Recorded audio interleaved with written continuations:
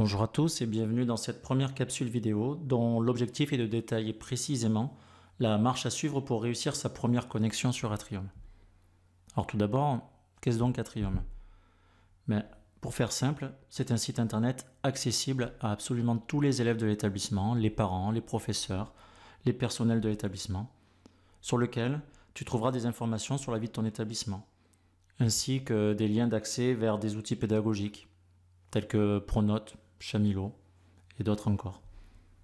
Alors nous aurons l'occasion d'en parler de Pronote, mais aujourd'hui on souhaite accéder à Atrium.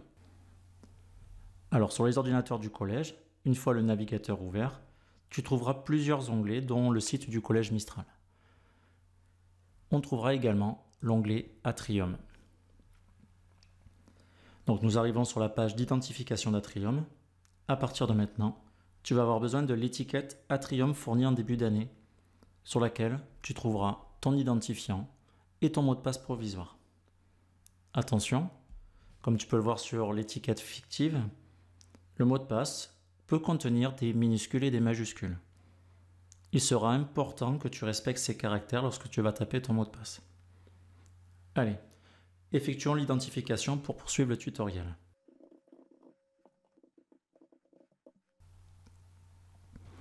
Voilà, donc nous arrivons sur une nouvelle page. On nous invite à rentrer un nouveau mot de passe. Ce mot de passe doit comporter 8 caractères, dont au moins 2 chiffres.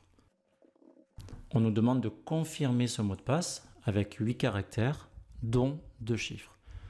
Ce mot de passe, je te conseille de le noter sur l'étiquette sur laquelle il y avait ton ancien mot de passe.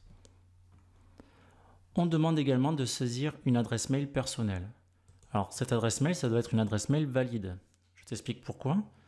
Puisque lorsque tu auras besoin de récupérer un mot de passe perdu par exemple, ou recevoir des notifications, ça sera par le biais de cette adresse mail que tu pourras être informé. Donc il est important que tu utilises une adresse mail valide. On nous demande de la ressaisir une seconde fois.